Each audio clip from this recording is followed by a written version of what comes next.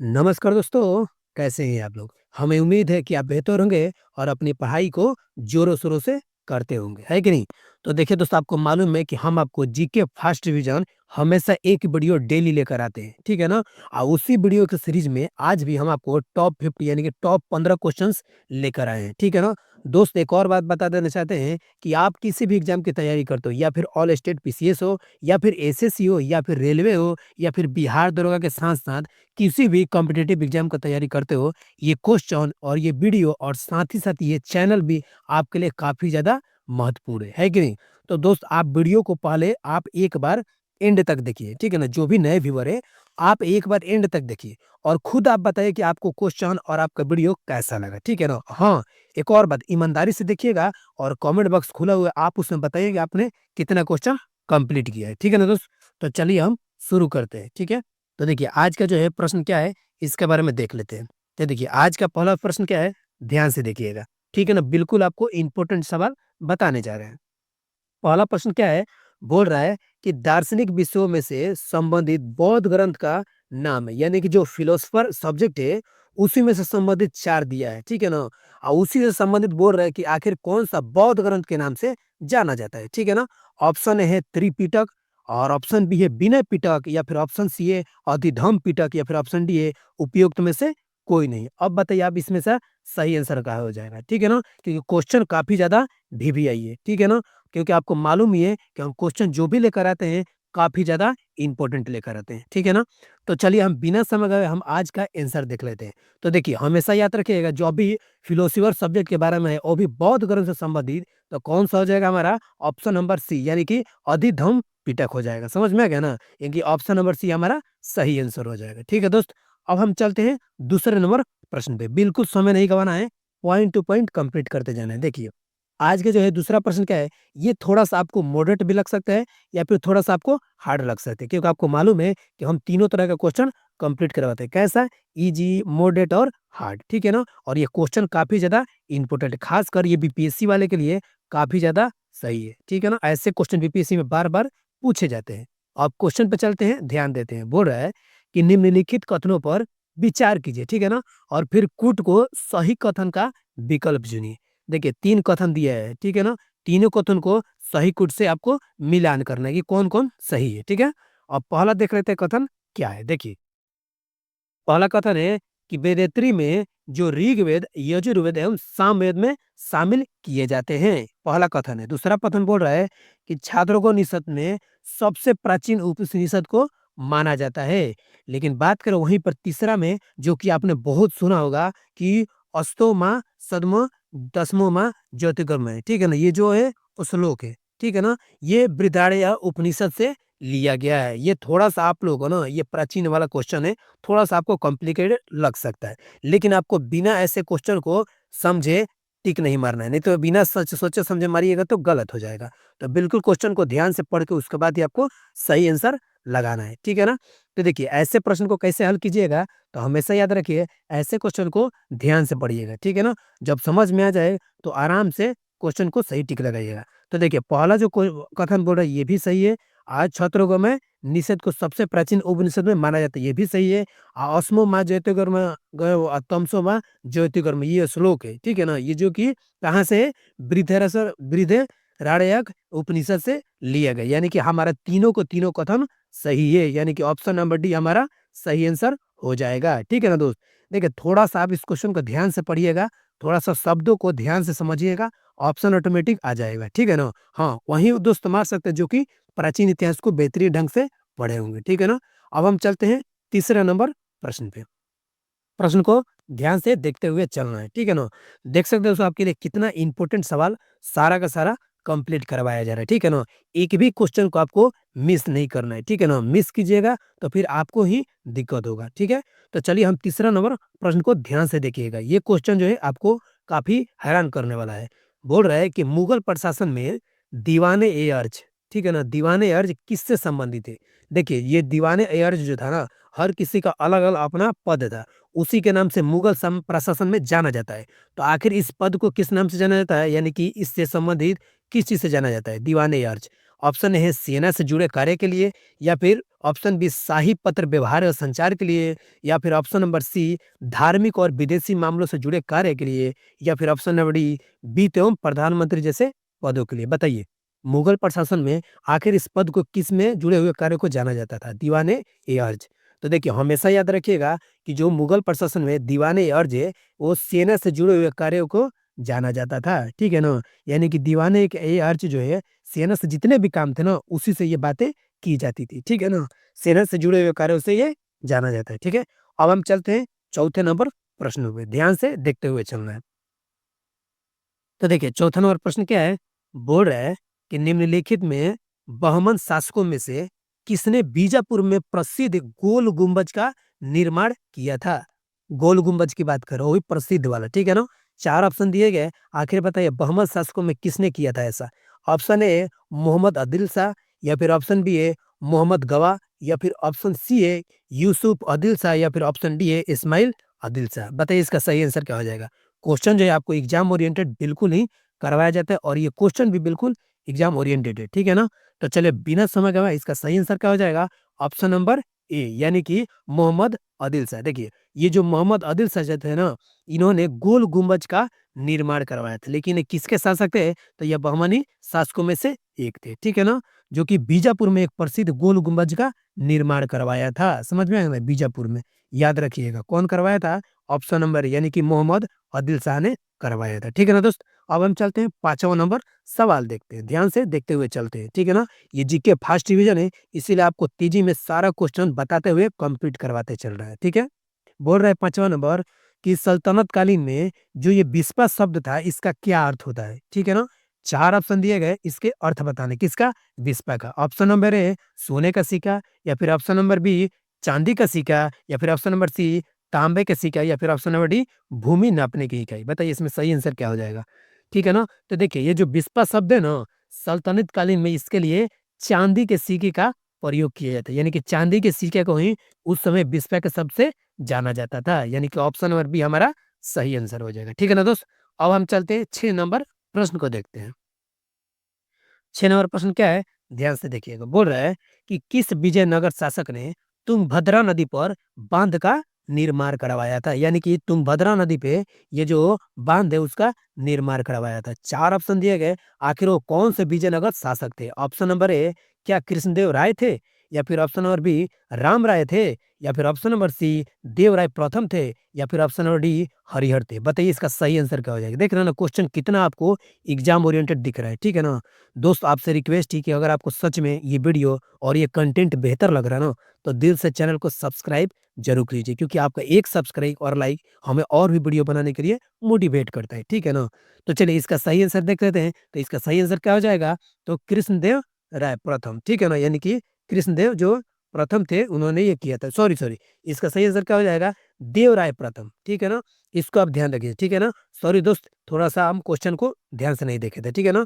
बोल रहा है कि विजयनगर शासक ने तुंगभद्रा नदी पर बांध का निर्माण करवाया था। तो देख, आपको मालूम है कि तुंगभद्रा नदी पर सिर्फ एक ही व्यक्ति ने निर्माण करवाया था, इसका क्या नाम है? सी, यानी कि देवराय प्रथम ने ये काम करवाया था। समझ में आ गया ना? यानी कि 6 नंबर का ऑप्शन कौन सा हो जाएगा? सी नंबर ऑप्शन सही हो जाएगा, ठीक है ना दोस्त?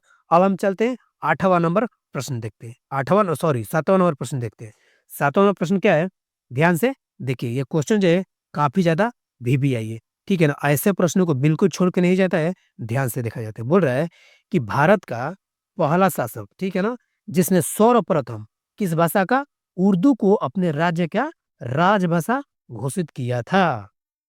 अब बताइए इन चार ऑप्शन में से कौन सा ऑप्शन ऐसा कौन सा राजा था जिन्होंने अपने राजभाषा को, यानी कि अपने राज्य के राजभाषा को कौन सा भाषा सर्वप्रथम दिया था? उर्दू को दिया था, ठीक है ना? अब देख रहे थे कौन सा शासक था। ऑप्शन नंबर ए इल्तुतमिश था, या फिर option number B Ibrahim Sharqi था, या फिर option number C Ibrahim Adil Shah द्वितीय था, या फिर option number D Mohammad Gesu Daraz था। बताइए इसका सही आंसर क्या हो जाएगा? तो देखिए, ऐसे प्रश्नों को बिल्कुल सोचे समझे आराम से टिक किया जाए कि एक ही व्यक्ति था जो कि इसका नाम है इब्राहिम आदिल शाह द्वितीय, यानी कि ऑप्शन नंबर सी हमारा सही आंसर हो जाएगा। यानी कि देखिए, इब्राहिम आदिल शाह द्वितीय ना अपने राज्य की जो राज्य भाषा है उसको क्या कर दिया था? सर्वप्रथम उर्दू को कर दिया था, ठीक है? देखिए यहाँ पर उर्दू में भी आपको चित्र लगा दिए, ठीक है ना? ताकि आपको सारी चीजें दिमाग में बैठ जाए। ठीक है ना? कभी-कभी तस्वीरों से ना जब दिमाग में कोई चीज़ बैठता है तो फिर जब सामने क्वेश्चन आता है तो बहुत सारे स्टूडेंट आराम से हल करके निकल जाते हैं। ठीक है ना दोस्त? अब हम चलते हैं अगले प्रश्न पे यानी कि 8 नंबर प्रश्न पे। प्रश्नों को ध्यान से देखते हुए चलना। देखिए 8 नंबर प्रश्न क्या बोल रहा है कि निम्नलिखित को कालाक्रम यानी कि व्यवस्थित यानी कि कालक्रम के अनुसार इसको व्यवस्थित करना है। यानी कि सबसे पहले कौन आया, उसके बाद कौन हुआ, उसके बाद कौन हुआ, उसके बाद कौन, यानी कि सबसे पहले किसका जो है गठन हुआ, उसके बाद किसका हुआ, ऐसे करके आपको बताना है। ठीक है ना? तो देखिए 4 ऑप्शन दिए गए, पहला है 4 कथन दिए गए, फॉरवर्ड ब्लॉक है, पहला दूसरा है अगस्त प्रस्ताव है, तीसरा है आज़ाद हिंद फौज का गठन है और चौथा है मुस्लिम लीग द्वारा मुक्ति दिवस है। तो बताइए इसका सही आंसर क्या हो जाएगा? देखिए ये क्वेश्चन काफ़ी इंपॉर्टेंट है, ठीक है ना? अगर किसी भी विद्यार्थी को 1 से 2 भी मालूम होगा ना तो इस क्वेश्चन को आराम से हल कर सकते हैं, ठीक है ना? तो कम से कम 2 मालूम होना चाहिए तो आराम से इसको हल कर सकते हैं, ठीक है ना? और नहीं हल करेंगे तो हम तो ही नहीं है इसको बताएँगे। ऑप्शन दिया हुआ है, ध्यान से इस क्वेश्चन को देखते रहिएगा, ठीक है ना? तो देखिए हमेशा याद रखिएगा इस क्वेश्चन जो काफ़ी कन्फ्यूजन करने वाला है। तो पहले आप ये राय तय कीजिए कि पहले कौन-कौन हुआ था उसके बाद हम आपको ऑप्शन के हिसाब से बता देंगे। तो याद रखिए पहले जो फॉरवर्ड ब्लॉक का जो स्थापना हुआ था, वो कब हुआ था? तो हमेशा याद रखिएगा कि 3 मई माने 1 मई या 3 मई देता है तो 3 मई 1939 में हुआ था। कब हुआ था? 1939 में हुआ था। समझ में आ गया? कब हुआ था? 1939 में। अगस्त प्रस्ताव का कब हुआ था? तो ये हुआ था 8 मई यानी कि 8 मई 8 मई 1940 को हुआ था। समझ में आया? कब हुआ था? 1940 यानी कि 3 मई 1939 को फॉरवर्ड ब्लॉक हुआ था। अगस्त प्रस्ताव 8 मई 1940 को हुआ था और उसके बाद से बात करते हैं आज़ाद हिंद फौज का गठन कब हुआ था? तो आज़ाद हिंद फौज का गठन ये भी जो हुआ था 1942 में हुआ था। समझ में आ गया ना? एक बचा मुस्लिम लीग द्वारा मुक्ति दिवस। आपको मालूम है कि मुक्ति दिवस कब मनाया गया था? तो 22 दिसंबर यानी कि 22 दिसंबर 1939 को मनाया गया था। समझ में आया कि चारों के चारों ऑप्शन आपको मालूम हो गया। समझ में आ गया? यानी कि एक बार और हम चीज़ों को बताएँ ताकि त आपको ज़्यादा बेहतरीन तरीके से समझ में आ जाए, ठीक है ना? देखिए ये फॉरवर्ड ब्लॉक जो है, ये कब हुआ था? 3 मई 3 मई, ठीक है ना? याद रख लीजिएगा 3 मई 1939 को हुआ था, 1939 को हुआ था। इसको आप ज़रूर याद रखिएगा, ठीक है ना? 1939 को हुआ था, ठीक है? दूसरा कब हुआ था? ठीक है ना? दूसरा हुआ देखिए यहाँ पे एक कहीं-कहीं आपको 1 मई भी मिलेगा, 3 मई भी मिलेगा, ठीक है ना? तो कोई उससे दिक्कत लेकिन मंथली जो हुआ था, 3 मई में हुआ था। इसको आप ज़रूर याद रखिएगा। यानी कि फॉरवर्ड ब्लॉक की स्थापना जो हुआ था कब हुआ था?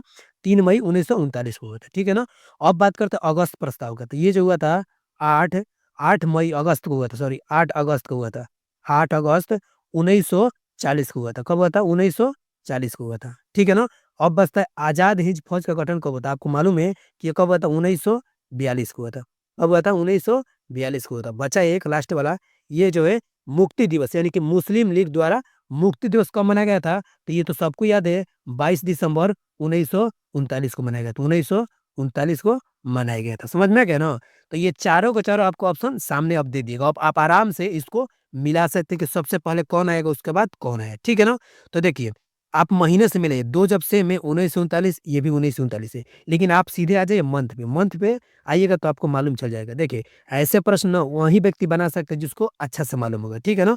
तो देखिए ये दिसंबर है और ये मई है, तो सबसे पहले मई वाला आएगा। समझ में आ गया ना? सबसे पहले मई वाला आएगा क्योंकि पहले मई आएगा, उसके बाद ना दिसंबर आएगा, तो पहले 1 आएगा, 1 आएगा, उसके बाद से 4 आएगा, ठीक है ना? और उसके बाद से कौन-सा आएगा? 2 आएगा, उसके बाद से 3 आएगा, है कि नहीं? 2 आएगा, उसके बाद से 3 आएगा। तो अब बताइए 1, 4, 2, 3 किसमें है? ये ऑप्शन नंबर ए में भी नहीं है, ऑप्शन नंबर बी में भी नहीं है, ऑप्शन नंबर सी देखिए हमारा ऑप्शन नंबर सी में है। क्या है? 1, 4, 2, 3 1, 4, 2, 3 यानी कि ऑप्शन नंबर सी हमारा सही आंसर हो जाएगा। देखिए इस प्रश्न को बेहतरीन तरीके से बताने में भले थोड़ा-सा समय लगा हो, लेकिन आप आराम से इसको कहीं भी आप मिलेगा क्वेश्चन ना, आराम से बना के आइएगा। तो एक बार और हम आपको रिकॉल करा देते हैं, देख ले सकते हैं कितना विस्तार हम आपको बता रहे हैं, ठीक है ना? ताकि आपके दिमाग में ये चीज़ें बैठ जाए। तो याद रखिएगा फॉरवर्ड ब्लॉक की स्थापना कब हुआ था? तो 3 मई 1939 को हुआ था। अगस्त प्रस्ताव कब हुआ था? 8 अगस्त, अगस्त यानी कि अगस्त सेम रहेगा।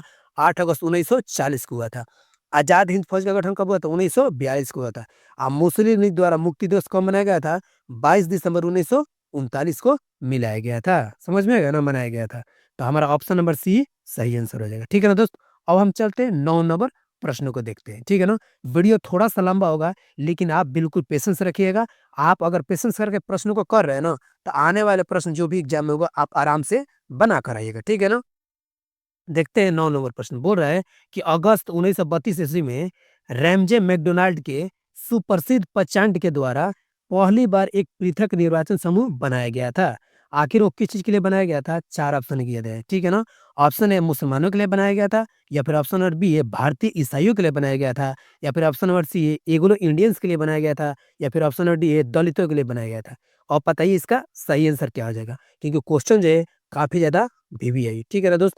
आप देख सकते हैं आपके लिए कितना मेहनत किया जा रहा है, हर एक क्वेश्चन को विस्तार में बताया जा रहा है, ठीक है ना? तो जो भी नए व्यूअर्स है उनसे रिक्वेस्ट है कि आप जाइए हमारे चैनल को ना विजिट कीजिए, ठीक है ना? और देखिए आप, हम बिहार स्पेशल के भी 2000 प्रश्नों का संग्रह भी करवा रहे हैं, वन पार्ट टू करके ऐसे कंप्लीट करवा रहे हैं, ठीक है ना? और आप किसी भी एग्जाम की तैयारी करते हो, ये सीरीज तो आपको बिल्कुल नहीं छोड़ना है, ठीक है ना? साइंस का भी बहुत सारा क्वेश्चन कंप्लीट करवाए, वन लाइनर भी है, एमसीक्यू भी है। आप आराम से चैनल पे जाइए और आराम से कीजिए और अपनी सफलता का कुंजी अपने हाथ में लेके जाइए, है कि नहीं? तो देखिए, इस प्रश्न का सही आंसर क्या हो जाएगा? तो देखिए इस प्रश्न का सही आंसर हो जाएगा ऑप्शन नंबर डी, यानी कि जो 1932 में रैमजे मैकडोनाल्ड के द्वारा पंचायत यानी कि पहली बार अलग निर्वाचन यानी कि पृथक निर्वाचन का समूह बनाया गया था। किसके लिए बनाया गया था? तो दलितों के लिए बनाया गया था। समझ में आ गया ना? दलितों के लिए बनाया गया था, यानी कि ऑप्शन नंबर डी हमारा सही आंसर हो जाएगा, ठीक है ना दोस्त? अब हम चलते हैं 10वां नंबर प्रश्न पे। क्वेश्चन को बिल्कुल आपको ध्यान से देखते हुए चलना है, घबराना नहीं है, ठीक है ना? 10वां प्रश्न बोल रहा है कि ब्रिटिश भारतीय राज्य क्षेत्र का अंतिम प्रमुख विस्तार किसके समय में हुआ था? यानी कि अंत में आखिर किसके समय में सबसे ज्यादा विस्तार हुआ था?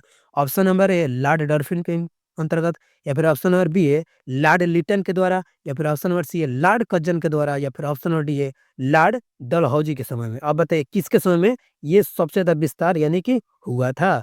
तो बताइए इसका सही आंसर क्या हो जाएगा? तो देखिए हमेशा याद रखिएगा, इसका सही आंसर क्या हो जाएगा? लॉर्ड डलहौजी की, ऑप्शन नंबर डी हमारा सही आंसर हो जाएगा। यानी कि लॉर्ड डलहौजी के द्वारा अंतिम यानी कि प्रमुख विस्तार लॉर्ड डलहौजी के द्वारा हुआ था। समझ में आ गया ना? जितने भी भारत के राज्य क्षेत्र थे उसमें अंतिम समय में लॉर्ड डलहौजी के समय में सबसे ज्यादा यानी कि विस्तार हुआ था। समझ में आ गया ना? अब हम चलते हैं 11 नंबर प्रश्न को देखते हैं। देख रहे हैं ना, सीधे पॉइंट टू पॉइंट आपको क्वेश्चन कंप्लीट करवाया जा रहा है, ठीक है ना? बिल्कुल रुके हुए एकदम फास्ट रिवीजन के द्वारा, ठीक है? अब हम देखते हैं 11 नंबर प्रश्न को। बोल रहा है कि अकालों को रोकने तथा अकाल पीड़ितों की सहायता हेतु भारत सरकार ने अकाल संहिता कब प्रसारित किया था? ठीक है ना? समझ में आ गया प्रश्न? अब 4 ऑप्शन दिया गया है, कब आखिर प्रसारित किया था? ऑप्शन नंबर ए 1879 में, या फिर ऑप्शन नंबर बी 1881 में, या फिर ऑप्शन नंबर सी 1883 में, या फिर ऑप्शन नंबर डी 1885। बताइए इसका सही आंसर क्या हो जाएगा? क्वेश्चन काफी इंपॉर्टेंट है, ठीक है ना? तो बिल्कुल आपको ध्यान से पढ़ के हुए आंसर मारना है, ठीक है ना? तो देखिए इसका सही आंसर क्या हो जाएगा? तो देखिए इसका 1883 में ना, 1883 में जो अकालों को रोकने के लिए अकाल संहिता का प्रसारित किया गया था। कहाँ पे? तो भारत सरकार ने किया था। कब? तो ऑप्शन नंबर सी हमारा सही आंसर हो जाएगा, यानी कि 1883 ईस्वी में। समझ में आ गया ना? यानी कि 11 का सही आंसर क्या हो जाएगा? ऑप्शन नंबर सी, ठीक है? अब हम चलते हैं 12वां नंबर प्रश्न पे, यानी कि 12 नंबर प्रश्न को देखते हैं। प्रश्न को ध्यान से देखिएगा, काफी इंपॉर्टेंट प्रश्न है, ठीक है ना? यानी काफी ज्यादा वीवीआई है, ठीक है? बोल रहा है कि वर्ष 1922 में 22 के शराबबंदी यानी कि कोई कर नहीं आंदोलन के नेतृत्व में किसने किया था? यानी कि 1922 के शराबबंदी आंदोलन का नेतृत्व किसने किया था? 4 ऑप्शन दिया गया है। ऑप्शन ए है भगत सिंह ने किया था, या फिर ऑप्शन बी है चित्तरंजन दास यानी कि सीआर दास ने किया था, या फिर ऑप्शन सी है महात्मा गांधी ने किया था, या फिर ऑप्शन डी है सरदार वल्लभ भाई पटेल ने किया था। तो बताइए इसका सही आंसर क्या हो जाएगा? जल्दी जल्दी अपना कमेंट सेक्शन अपने राय देते जाइए, ताकि हमको भी लगे कि हाँ सच में आप ईमानदारी से अपनी तैयारी कर रहे हैं, ठीक है ना? तो देखिए इसका सही आंसर क्या हो जाएगा? ऑप्शन नंबर डी, यानी कि सरदार वल्लभ भाई पटेल ने ये नेतृत्व किया था। समझ में गया ना? यानी कि 1922 में जो शराबबंदी आंदोलन का नेतृत्व था उसने किसने किया था? सरदार वल्लभ भाई पटेल ने किया था, ठीक है ना? अब हम चलते हैं 13वां नंबर प्रश्न को देखते हैं, ठीक है? तो देखिए ये प्रश्न जो है काफी ज्यादा ये भी इंपॉर्टेंट है। बोल रहा है कि देख सकते हैं ये जो है हमारा मानव का आगे बढ़ता हुआ ट्रांसफॉर्मेशन फॉर्म है, ठीक है ना? बोल रहा है कि निम्न में से कौन सा युग मानव सभ्यता से संबंधित है, ठीक है ना? कौन सा आखिर युग है जो कि मानव सभ्यता से संबंधित है? ऑप्शन नंबर ए है होलोसीन है, या फिर ऑप्शन नंबर बी है पेलियोसीन है, या फिर ऑप्शन नंबर सी है प्लास्टोसीन है, या फिर ऑप्शन नंबर डी है ए और सी दोनों है, यानी कि ए और सी दोनों है। बताइए कौन सा सही है? आप खुद बता सकते हैं कि वो क्वेश्चन जो है काफी महत्वपूर्ण है, ठीक है ना? ऐसे-ऐसे प्रश्न जो है बार-बार एग्ज़ामों में देखने को मिलते हैं, ठीक है ना? और ऐसे प्रश्न को बिना सोचे-समझे आपको आराम से करके आना है। ये क्वेश्चन काफ़ी ज़्यादा इम्पोर्टेंट है, ठीक है ना? तो देखिए इसका सही आंसर क्या हो जाएगा? ऑप्शन नंबर ए यानी कि होलोसिन, ठीक है ना? ये जो मानव सभ्यता के संबंधित किससे है? होलोसिन से है, ठीक है ना? क्योंकि उस टाइम जो है ये सबसे ज़्यादा इन सब चीज़ों से संबंधित रखा जाता था, ठीक है ना? ये युग ही था, एक अलग ही युग था। होलोसिन एक ऐसा युग था जो कि सबसे ज़्यादा मानव सभ्यता से संबंधित है, ठीक है ना? अब हम चलते हैं आज का जो है 14 नंबर प्रश्न देखते हैं, ठीक है ना? 14 नंबर प्रश्न बोल रहा है कि निम्नलिखित में से कौन दादा भाई नौरोजी के धन के उत्सारण सिद्धांतों में विश्वास नहीं करता था। यानी कि दादा भाई नौरोजी जो है धन के उत्सारण के सिद्धांतों में विश्वास नहीं करता था। आखिर कौन था? ठीक है ना? 4 ऑप्शन दिया गया है, इन ऑप्शनों को सही तरीके से आपको बताना है। ठीक है ना? ऑप्शन ए है बाल गंगाधर तिलक या फिर ऑप्शन बी है आरसी दास या फिर ऑप्शन सी है सर सैयद अहमद या फिर ऑप्शन डी है एमजी रनाडे। बताइए इसका सही आंसर क्या हो जाएगा? ठीक है ना? तो देखिए इसका सही आंसर क्या हो जाएगा? सर सैयद अहमद यानी कि ऑप्शन नंबर सी जो है हमारा सही आंसर हो जाएगा यानी कि सर सैयद अहमद। ठीक है ना? यानी कि जो दादा भाई नौरोजी के धन उत्सारण सिद्धांतों पे कौन विश्वास नहीं करता था? तो सर सैयद अहमद ने विश्वास नहीं किया करते थे। समझ में आ गया ना? अब हम चलते हैं 15 नंबर प्रश्न देखते हैं, ठीक है ना? 15 नंबर प्रश्न काफ़ी महत्वपूर्ण है और ये वीडियो का जो है ना आखिरी प्रश्न यानी कि लास्ट प्रश्न है, ठीक है ना? अगर सच में वीडियो आपको अच्छा लगा हो ना, तो दिल से दोस्त एक बार सब्सक्राइब और लाइक ज़रूर करके जाइएगा, ठीक है ना? आपके लिए बहुत ज़्यादा मेहनत किया जा रहा है ताकि आपको सफलता जल्द से जल्द मिले और एक भी क्वेश्चन आपका ना घबराए, ठीक है ना? तो देखिए आज का जो आखिरी प्रश्न क्या है कि इंडिपेंडेंट लेबर पार्टी का गठन किसने किया था? यानी कि जो इंडिपेंडेंट लेबर पार्टी का जो गठन है, आखिर इनमें से किसने किया था? ठीक है ना? ऑप्शन ए है भीमराव अम्बेडकर ने किया था या फिर ऑप्शन बी है महात्मा गांधी ने किया था या फिर ऑप्शन सी है जयप्रकाश नारायण ने किया था या फिर ऑप्शन डी है फिरोज शाह मेहता ने किया था। तो बताइए इसका सही आंसर क्या हो जाएगा? ठीक है ना? तो ध्यान से देखिएगा इसका सही आंसर क्या हो जाएगा? तो हमेशा याद रखिएगा कि जो इंडिपेंडेंट लेबर पार्टी है ना, इसका गठन सिर्फ एक ही व्यक्ति ने किया था, उसका नाम क्या है? भीमराव अम्बेडकर ने किया था, ठीक है ना? भीमराव अम्बेडकर जी ने ये किया था, ठीक है ना? तो देख सकते हैं दोस्त कि आपके लिए कितना बेहतरीन क्वेश्चंस लेकर हर वीडियो में लेके आया जा रहा है, ठीक है ना?